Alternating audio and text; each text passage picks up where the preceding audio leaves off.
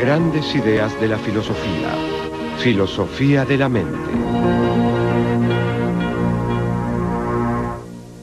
Podría decirse que es la característica que define quiénes somos. Es aquello en lo que pensamos cuando decimos soy. Muchos afirmamos que sin ella no desearíamos seguir viviendo. Y por cierto, nuestra existencia dejaría de tener sentido. Es lo que llamamos mente.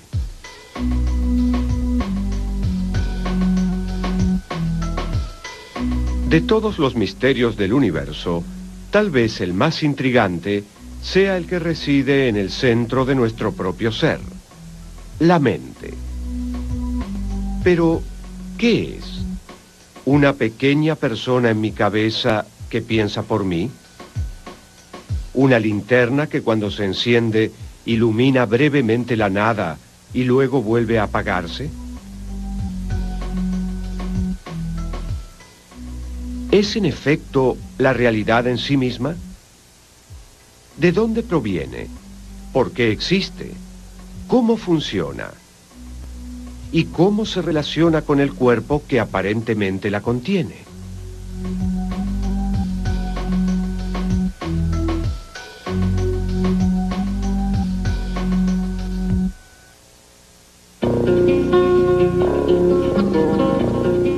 La filosofía de la mente es una rama de la filosofía que trata los problemas conceptuales que surgen al estudiar la mente. En especial, los filósofos de la mente estudian la naturaleza de los fenómenos mentales, tales como la conciencia, la sensación, la percepción, el razonamiento, el deseo, la intencionalidad, la decisión, las creencias, la imaginación y la memoria. Exploran la relación que existe entre el mundo físico y el mundo mental, entre la mente y el cerebro, y temas relacionados como la voluntad libre, el determinismo y la causalidad mental. Buscan responder las preguntas básicas sobre la mente, comenzando por su naturaleza esencial.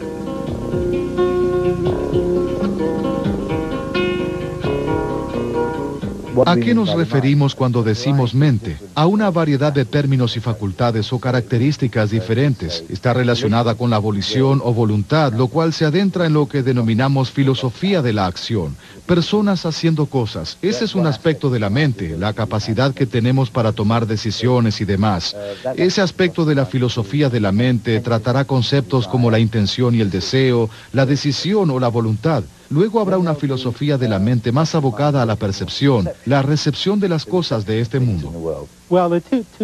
Bien, las dos preguntas centrales de la filosofía de la mente son: ¿cuál es la naturaleza de la mente? ¿Y cómo encaja la mente dentro de la estructura de causalidad de la realidad? La filosofía de la mente se ocupa de preguntas como: ¿cuál es la relación entre la mente y el cerebro? ¿Son dos cosas diferentes? ¿O es una misma cosa con dos nombres diferentes? ¿O es que de alguna manera la mente emerge del cerebro? ¿Y cómo es que los procesos neurológicos del cerebro dan lugar a la conciencia? ¿De dónde proviene el contenido de los estados mentales como las creencias y los deseos? Los orígenes de la filosofía de la mente pueden remontarse al filósofo francés René Descartes, quien se había propuesto el ambicioso objetivo de describir la distinción fundamental entre el alma y el cuerpo humano. A través de su característico modo metódico, Descartes cuestionó y eventualmente llegó a dudar de todos los tipos de conocimiento, desde la información que nos dan los sentidos a las aparentes certezas de la matemática.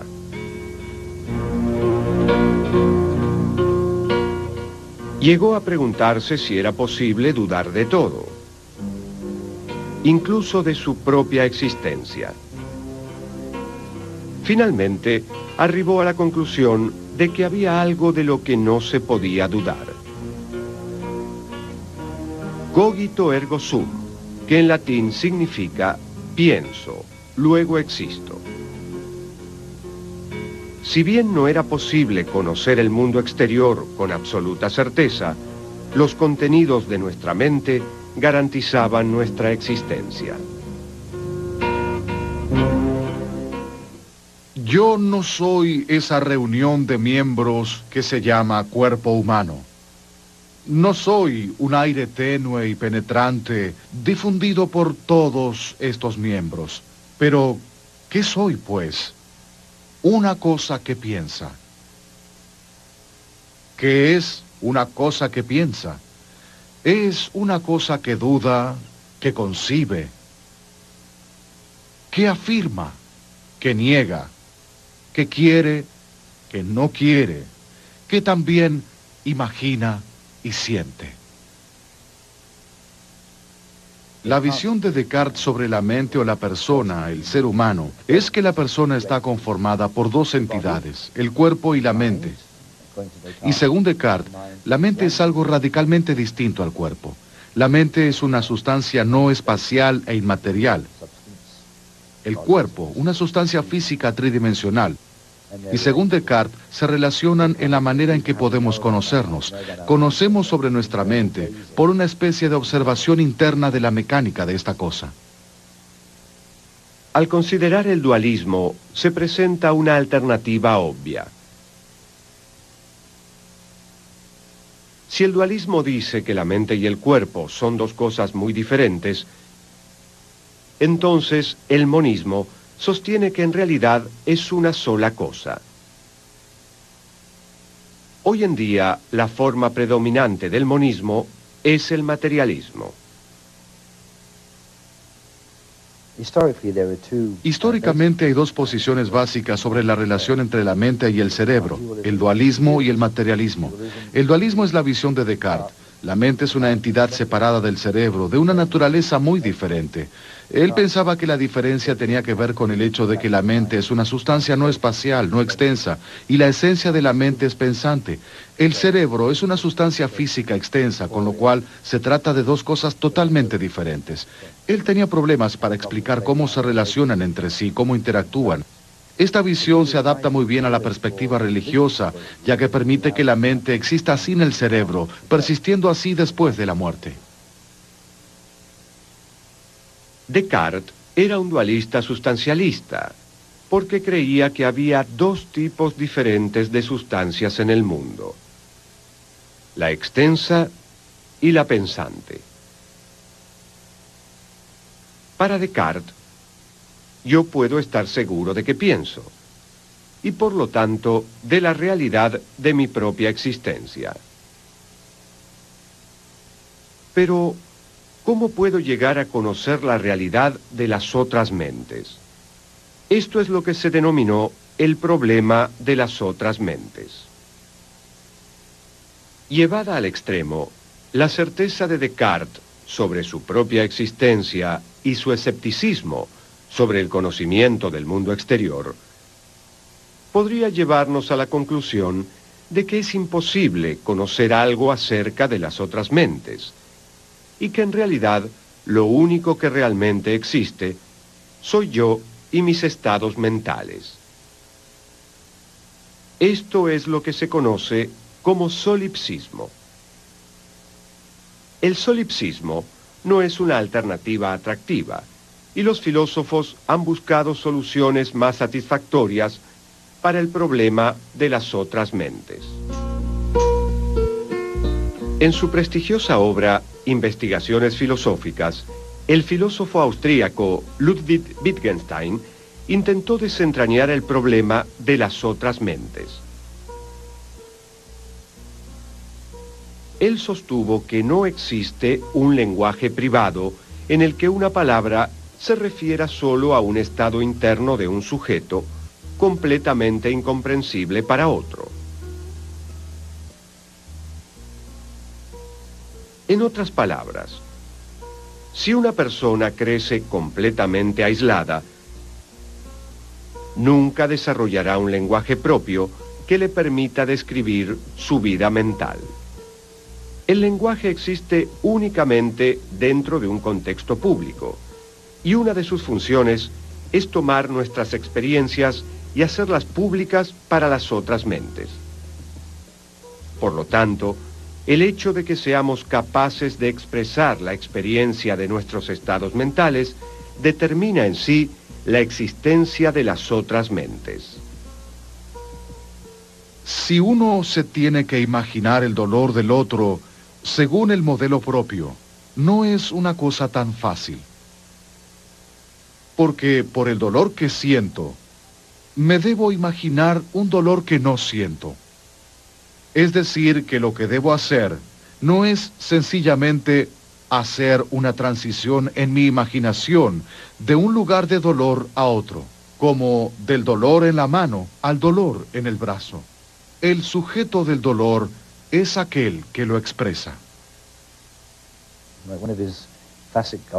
Una de sus observaciones más típicas es: ¿cuál es la diferencia entre que yo levante el brazo y que mi brazo se eleve como consecuencia de que alguien o un imán lo mueva hacia arriba? ¿Qué diferencia hay entre el hecho de que yo eleve mi brazo o que éste se eleve por sí solo? Bien, lo que ambos tienen en común es que el brazo se eleva. Lo que es diferente es la voluntad interna. Y luego habla de la idea cartesiana de que la persona está compuesta por la parte mental interna y la otra parte en la que el cuerpo se mueve hacia arriba. Pero lo interesante de este punto es que es muy difícil mantener un tipo de división radical cuando se ve un hecho como el brazo que se eleva, porque uno tiene el concepto de levantar el brazo, que es una acción que incluye algo mental. No existe ahora una división entre el cuerpo y la mente. De alguna manera ambos conforman una sola cosa. ¿Cómo interactúan la mente y el cuerpo? ¿De qué manera el impulso de mover mi mano hacia un lado y hacia el otro se traduce en el acto de saludar? ¿De qué manera una idea pasa a ser un invento? ¿Influyen sobre el mundo exterior los contenidos de mi mente? ¿O es pura ilusión? La pregunta tiene que ver con la causalidad. ¿De qué manera el pensamiento X puede causar la acción Y? El dualismo cartesiano afirma que hay dos órdenes de causalidad, el mental y el físico. Sin embargo, la ciencia moderna concibe al mundo como causalmente cerrado. Todo lo que sucede tiene solo una causa física.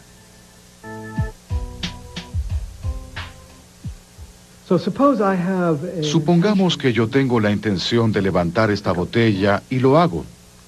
Parece haber un estado mental, la intención, que hace que la botella se eleve en el aire. Pero también pensamos que hay un sendero de causalidad puramente físico que va desde el estado de mi cerebro, que es la naturaleza subyacente, que lleva a la práctica la intención de levantar la botella. Entonces, la pregunta es si la causalidad física explica por qué la botella se eleva.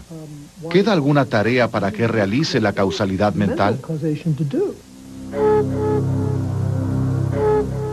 El paradigma cartesiano de los dos órdenes de causalidad, uno mental y otro físico, plantea problemas importantes sobre la manera en que estos interactúan. Una alternativa para abordar estos problemas es afirmar la existencia de estos dos órdenes, pero negar la posibilidad de que exista alguna interacción entre ellos. Lo mental y lo físico serían dos reinos. Su coincidencia no puede explicarse más que por algún tipo de armonía preestablecida. Este paralelismo fue la respuesta a la que llegó el filósofo alemán Gottfried Wilhelm Leibniz en el siglo XVII.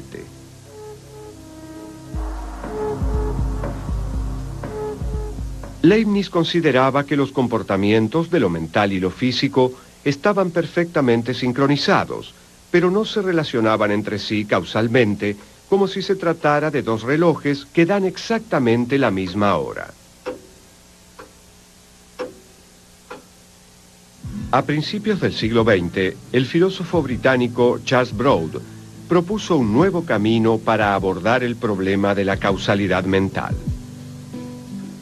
Broad encabezó el llamado epifenomenismo, según el cual todo estado físico tiene una causa física, pero algunos eventos físicos también tienen efectos mentales que no son, a su vez, causas.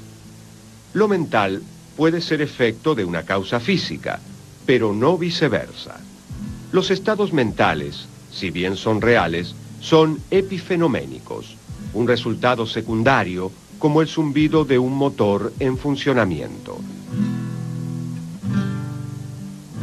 Entonces, si uno pusiera la mano sobre una hornalla caliente, el calor estimularía los nervios de la mano que transmitirían esa información al cerebro.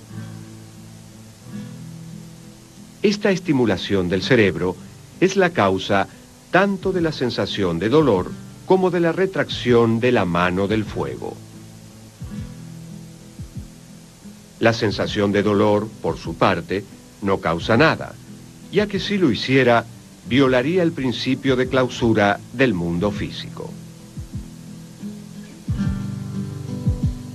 Otro intento por resolver las dificultades presentadas por el dualismo tradicional es el emergentismo, según el cual existen propiedades de sistemas complejos que no pueden explicarse a través de los componentes de la materia que conforma dichos sistemas. Estas propiedades emergen de los elementos constitutivos, pero no se reducen a ellos. Las propiedades emergentes no son previsibles, parecen no guardar relación alguna con la materia que les dio origen, pero no obstante, no podrían existir sin la materia. John Stuart Mill se remitió a la química para dar ejemplos dentro del emergentismo. En las reacciones químicas, los elementos se combinan para crear compuestos que se comportan de manera totalmente diferente a sus componentes originales. Este principio puede extenderse a la mente, la cual puede concebirse como un elemento que emerge del cerebro, pero no se reduce a este.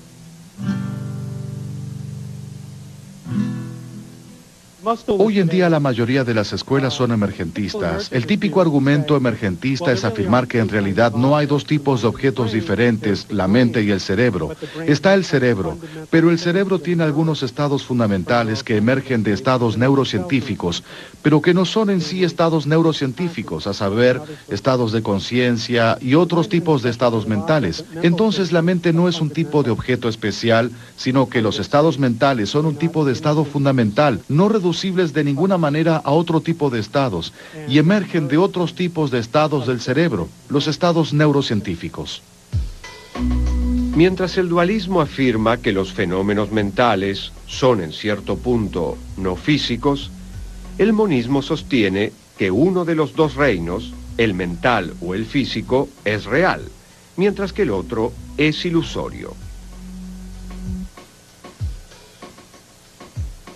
George Berkeley, filósofo irlandés del siglo XVIII, era defensor de la extrema visión de que lo único que existe son nuestros estados mentales, afirmando que todas las demás cosas no existen en sí mismas, sino como parte de la existencia de las personas. Sostuvo la audaz idea de esse est percipi, ser es ser percibido.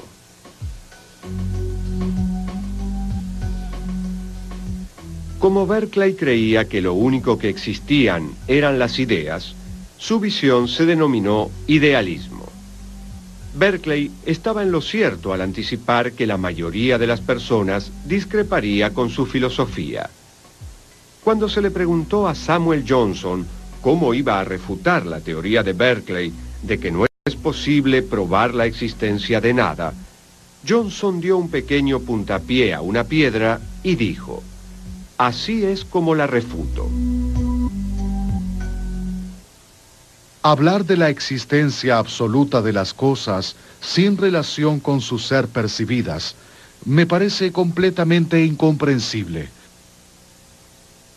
pues no es posible que ellas tengan existencia fuera de las mentes pensantes que las conciben. Hoy en día, la mayoría de los monistas son materialistas o fisicalistas. O sea, creen que lo único que existe es lo físico.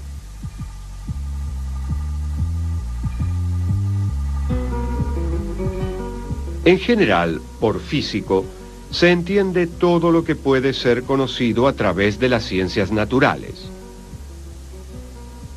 Lo mental, de alguna manera, tiene que poder incluirse en este mundo físico. En el extremo opuesto están los materialistas que piensan que la mente es sencillamente el cerebro, que la mente no es otra cosa que el cerebro. Entonces, si digo que estoy pensando en algo, lo único a lo que me estoy refiriendo es lo que están haciendo mis neuronas. Están enviando ciertas señales, es decir, que hay actividad eléctrica allí dentro. Entonces, los sentimientos, las ideas, la voluntad, no son otra cosa que la actividad de mis neuronas. Así es como lo investigan los neurofisiólogos. Cuando observamos el cerebro de alguien y registramos la actividad de las neuronas, estamos observando la mente de esa persona. Eso es lo que vemos. Una rama del materialismo es el conductismo. Hay distintos tipos de pensamiento conductista, pero en general este movimiento intenta aislar los contenidos de la mente en una caja negra, argumentando que como los fenómenos mentales no pueden observarse, no es necesario explicarlos. Lo que interesa de lo mental es la conducta manifiesta.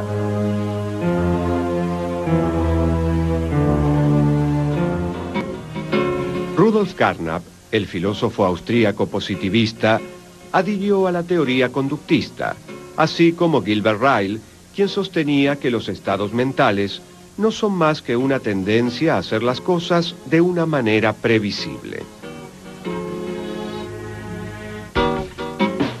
El filósofo norteamericano Willard Van Orman Quine propuso una teoría del significado basada en la idea de que a la hora de aprender el lenguaje, todo el conocimiento del que disponemos es la conducta lingüística manifiesta de los demás. Su visión, denominada conductismo lingüístico, fue fundamentalmente fisicalista.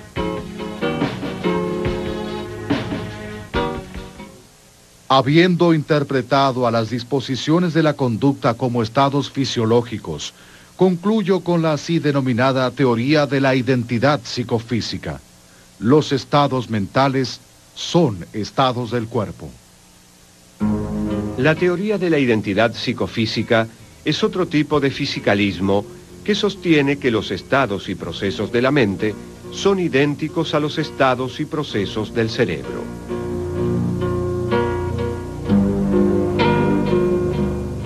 La experiencia de ver volar a un pájaro en el cielo no está meramente relacionada con una actividad neurológica específica, sino que es tal actividad neurológica.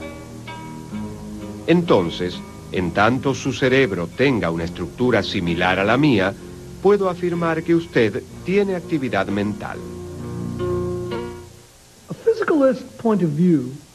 Una posición fisicalista sostiene firmemente que la mente de los seres humanos no presenta ningún problema, ya que existe lo que se conoce como el argumento de la causa común.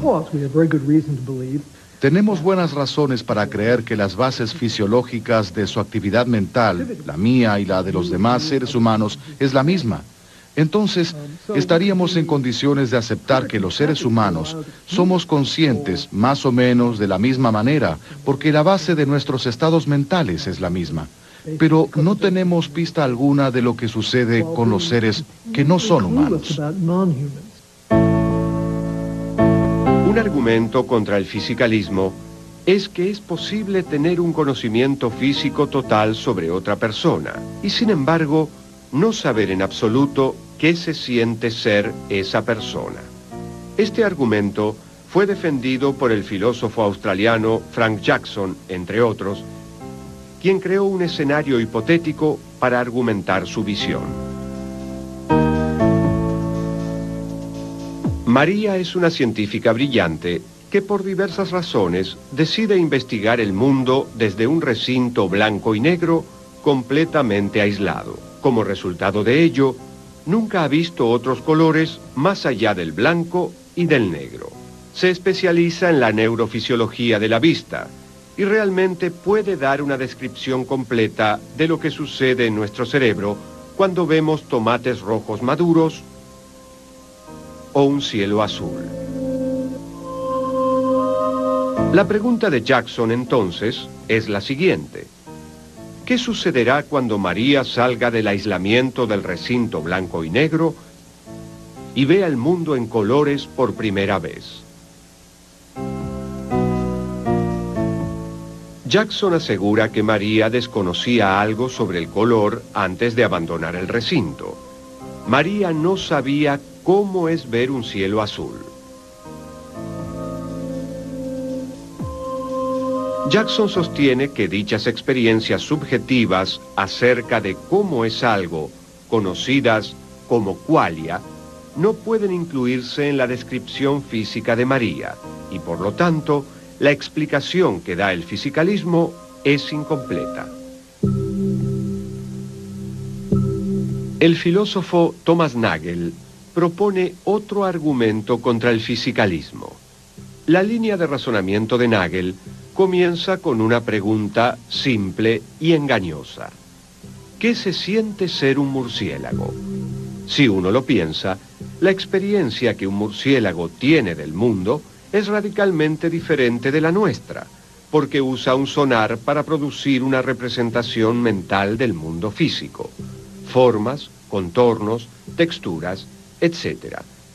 Podemos suponer que para el murciélago esto es algo similar a nuestro sentido de la vista, pero realmente no podemos saber qué se siente ser un murciélago y experimentar cómo vive un murciélago.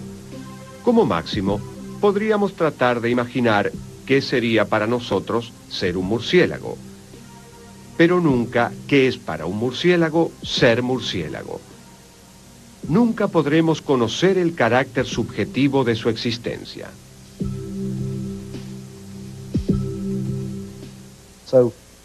Entonces, así se explica qué es la conciencia para el murciélago. Y también existe qué se siente ser un ser humano o qué se siente ser un perro. Pero no existe nada parecido a qué se siente ser esta mesa, lo que significa que no hay conciencia allí, no hay una manera de ser, no hay sentimientos. Es muy difícil expresar este concepto con palabras. Los filósofos tienen un término técnico para identificarlo: qualia. Qualia significa, bueno, debo dar algunos ejemplos, por ejemplo, ver algo rojo, sentir un dolor, saborear el chocolate. Voy a volver sobre lo mismo y decir aspectos de la conciencia. No hay forma de abrir este círculo. Lo único que puedo hacer es intentar que el espectador comprenda a qué me estoy refiriendo. No hay definición para nada de esto. El concepto de qué se siente, en realidad, es una manera heurística de ver qué quiere decir alguien cuando afirma que es difícil conciliar la conciencia con la naturaleza física del mundo. Porque si no existe la noción de qué se siente ser algo físico, y sí existe la noción de qué se siente ser yo y mi conciencia, entonces, ¿cómo es posible que mi conciencia sea algo físico cuando no existe el qué se siente ser algo físico? Una pregunta fundamental que toda posición materialista debe enfrentar es: si todo es físico y se comporta conforme a leyes físicas, entonces nuestras acciones ¿no estarían previamente determinadas?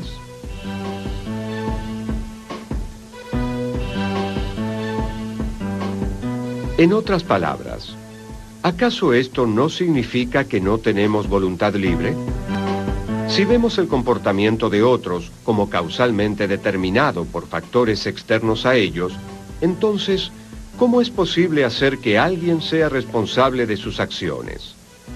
Cualquier tipo de determinismo atenta contra la libertad de la voluntad y, por lo tanto, elimina la idea de responsabilidad moral. Ninguna teoría que deje la conciencia de lado puede pretender ser una teoría de la mente, y no es posible hacer un análisis de la conciencia en términos no mentales. Consecuentemente, ninguna reducción materialista de lo mental puede tener éxito. Este problema promovió la formulación de teorías materialistas que incluyeran la voluntad libre. Donald Davidson, filósofo norteamericano del siglo XX, propuso lo que denominó monismo anómalo, que sostenía que lo mental no se reduce a lo físico, pero que la diferencia entre ambos no es más que una diferencia de descripciones.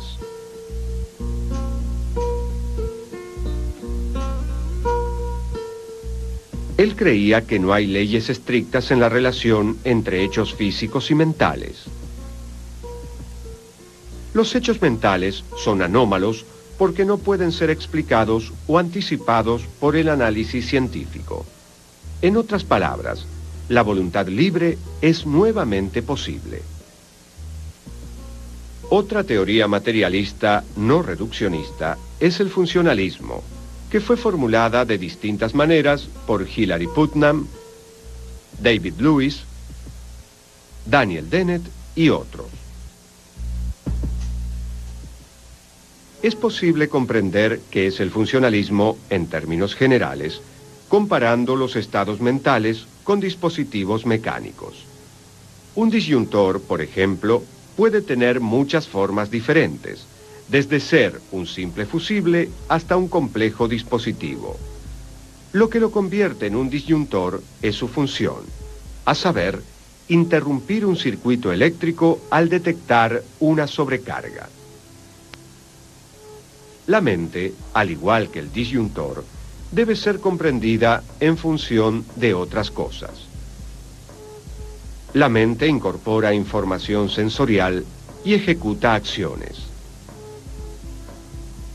A diferencia del conductismo, que preserva la actividad mental dentro de una caja negra, el funcionalismo reconoce la existencia de relaciones causales entre los estados mentales.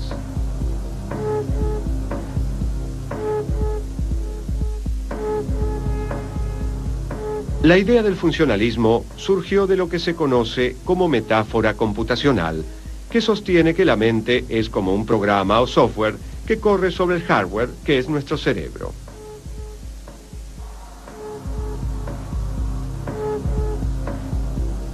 Así como se puede estudiar el software de una máquina sin conocer para nada la implementación física sobre la cual está funcionando, también se pueden estudiar de la misma manera los estados mentales de un individuo sin conocer para nada su biología. De hecho, la teoría funcionalista sostiene que los estados mentales no son algo exclusivo del cerebro.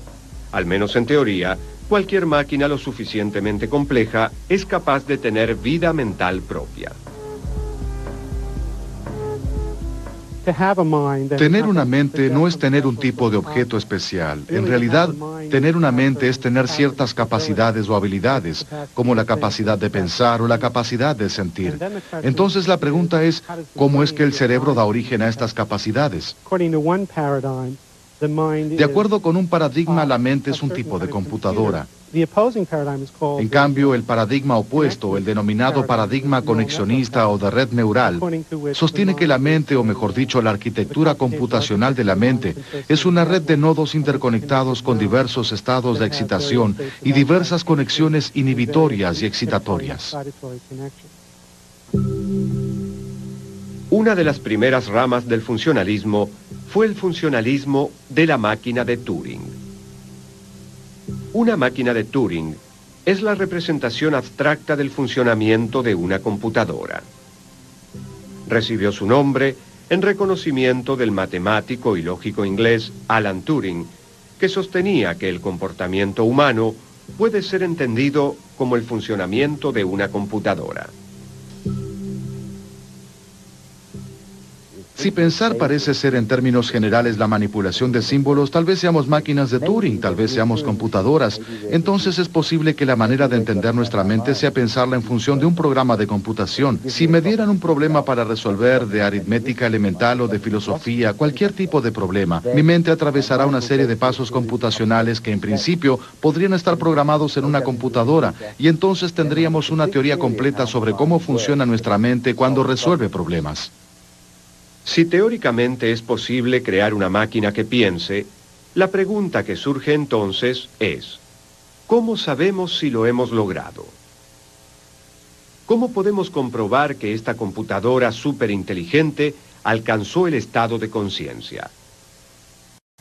Descartes había sostenido que la clave fundamental para detectar la presencia del pensamiento real es la capacidad para responder preguntas.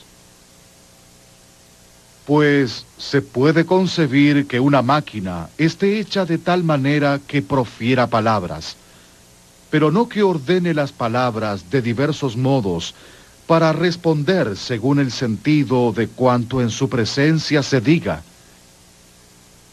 Como pueden hacer aún los más estúpidos de los hombres. Para determinar si una máquina es consciente o no, Turing propuso una prueba sencilla. La idea del test de Turing es que hay una máquina en una habitación, una persona en otra habitación y una segunda persona, un juez, en una tercera habitación.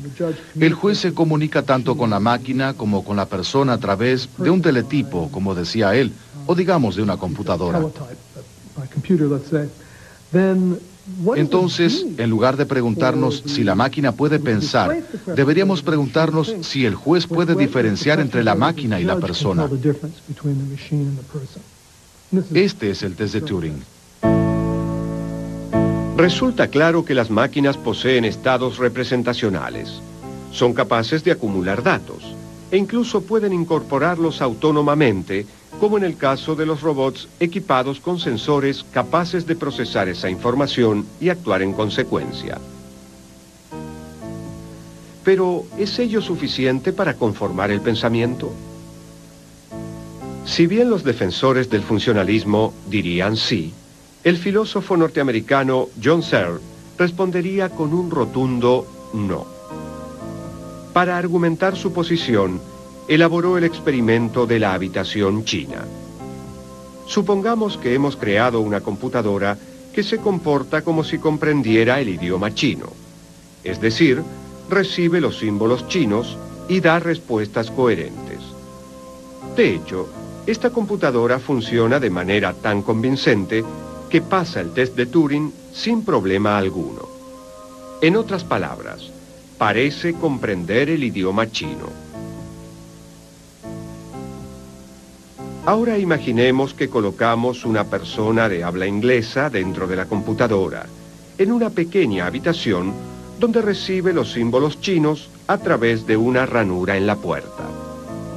Toma estos símbolos, los compara con una gran tabla de consulta, que es lo que la computadora hace esencialmente, y luego responde utilizando los símbolos indicados en la tabla. Searle argumenta que esta persona no podría comprender en absoluto lo que está diciendo. Solamente estaría manipulando símbolos sin entender su significado. Searle apunta que es posible manipular el lenguaje de acuerdo con sus características puramente sintácticas, fonológicas u ortográficas, sin entender el significado de lo que se está diciendo. Él considera que las computadoras hacen solamente eso, que lo que las computadoras hacen es esencialmente diferente a lo que hace la mente humana. Y la conversación continúa. Para cada teoría hay un contraejemplo, y en todo sistema hay una premisa que genera controversia. Hoy en día, los filósofos se esfuerzan por responder muchas de las mismas preguntas sobre los fenómenos mentales que habían intrigado a Descartes. Si bien pudo aprenderse mucho sobre la mente, todavía falta mucho por hacer.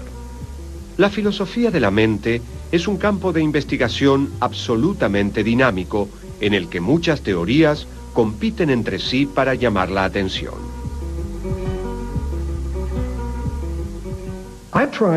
He intentado aportar mejoras conceptuales en lo que respecta a la conciencia. En mi opinión, el concepto que tenemos de conciencia se divide en 3 o 4 conceptos diferentes.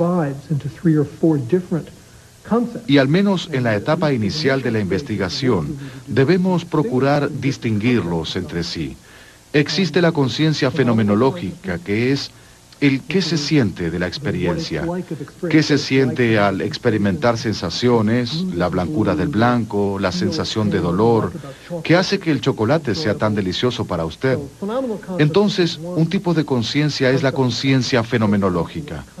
Luego existen tipos cognitivos de conciencia como la conciencia reflexiva, el tipo de conciencia que implica que la mente reflexione sobre un estado de la experiencia.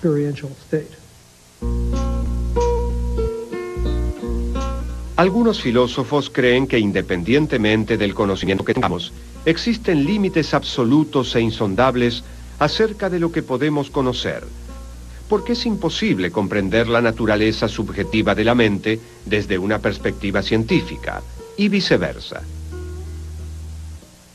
Así como resulta imposible llegar a las neuronas mediante una profunda introspección, es igualmente imposible llegar a la sustancia de una idea a través de una tomografía computada. Mi teoría se conoce generalmente como misterianismo. Sostiene que el aspecto del cerebro que es responsable, y no dudo que hay un aspecto responsable, es un misterio. Es decir, que sencillamente no lo conocemos. Ese es nuestro estado actual de conocimiento. No tenemos idea de qué es.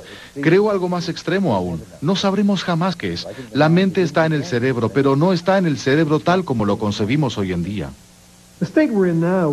Nos encontramos en un estado similar al de una persona pretecnológica que mira un aparato de televisión y juega con los transistores y los cables sin saber qué son los componentes.